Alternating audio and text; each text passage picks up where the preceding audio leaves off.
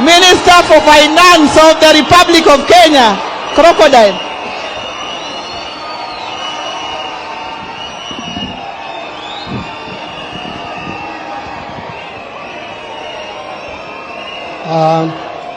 Thank you, Governor.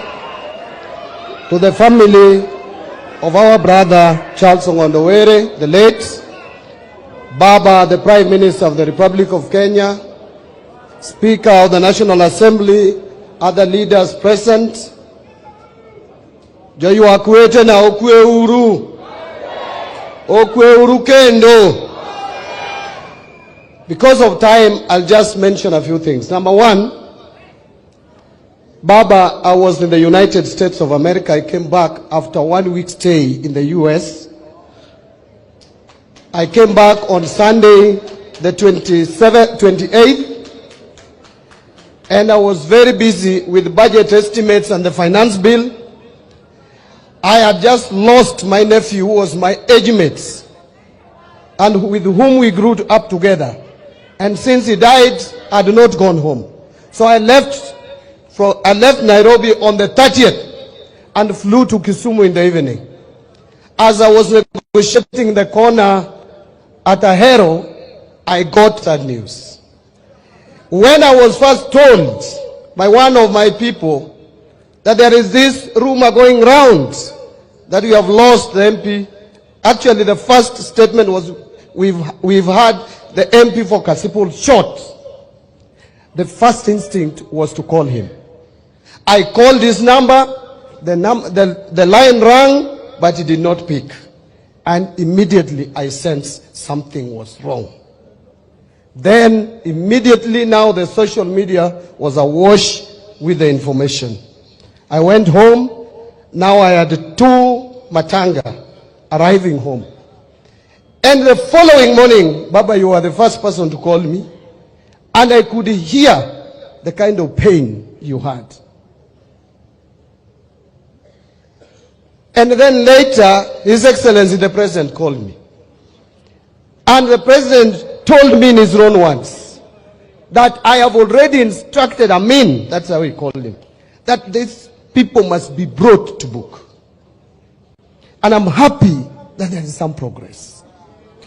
But I want also to add my voice that everybody involved must be brought to book.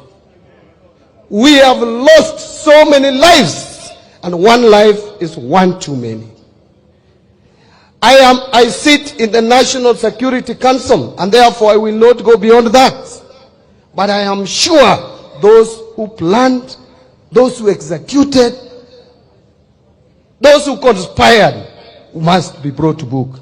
I just want to bring the condolences also of the President. He called me and told me when I arrived here, he was with Baba, and I know Baba will bring his condolences. He has sent his condolences. Ongondo was my friend. Ongondo is the first MP I visited. Immediately I was appointed to this position. When we came to do a fundraiser for Timeo group here in Oyugis. Ongondo came to my constituency twice when I had indicated that I would go back to run for parliamentary seats before my appointment to the cabinet. That was a friend. But let me tell you something. People have said that this was a principled man, and I want to confirm. And there is something unique about him and me. That even though when we were going for both of us, Gladys and myself, were going for gubernatorial seat, among other candidates, there is one person. He was supporting Gladys, and I knew it. But there is one person Ongondo never discampaigned in this constituency, and that is me. He never said Mbadi is banned. In fact, a lot of his supporters, very close, some working in CDF, were my supporters, including party officials, ward officials, were in my team. And I used to hold even meetings around his home here. And he never complained. Why? Because we have a history with him. And that is where I learned. When he ran for parliamentary seat in 2013, he ran on tip-tip. after losing to Magwanga at the general election, as I was moving around as the chairman of ODM, national chairman, my intelligence clearly gave me a picture of this constituency. And I placed a call to him. I told him, Mheshimiwa, rudi kwa chama. And he has told, even Ndege knows that very well, Evans Ndege knows, that I am the one who told Ngondowere to come back to ODM. And he came back to ODM and won a nomination in 2017, fair and square. Because of that history, I think he was still remembering, even though he was supporting Wanga, and I respected that, but he had sympathies for me.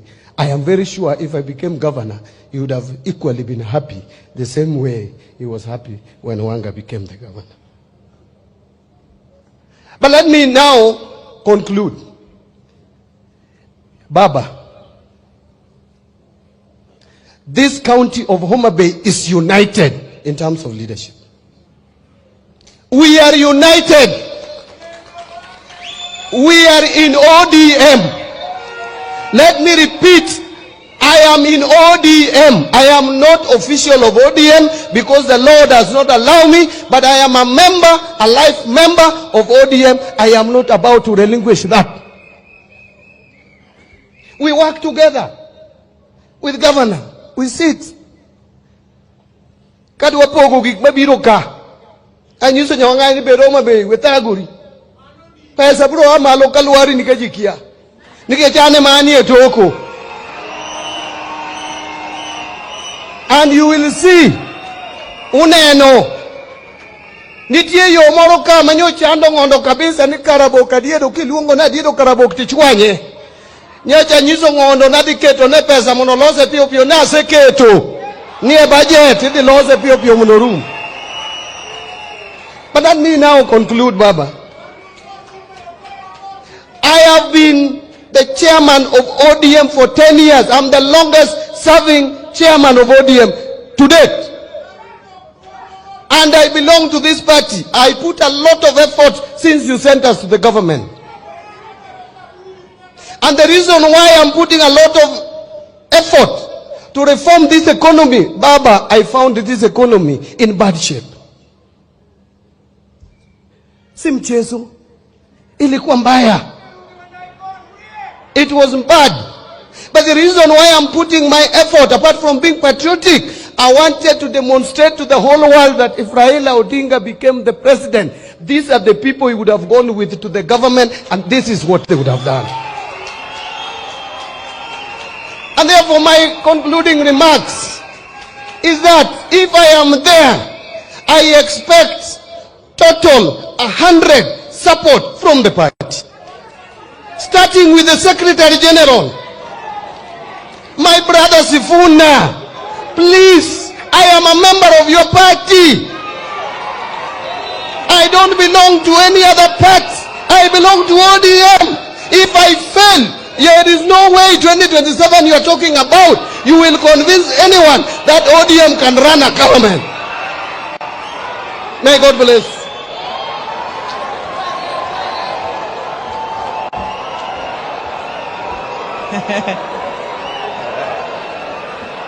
That is our crocodile, our very own crocodile, Nyangadimo, Minister for Finance. Now allow me to invite my colleague, my neighbor, Chialuyoke, Ochilo Wenayako, Pindra, Siapongondo, Diwachi Gimoro.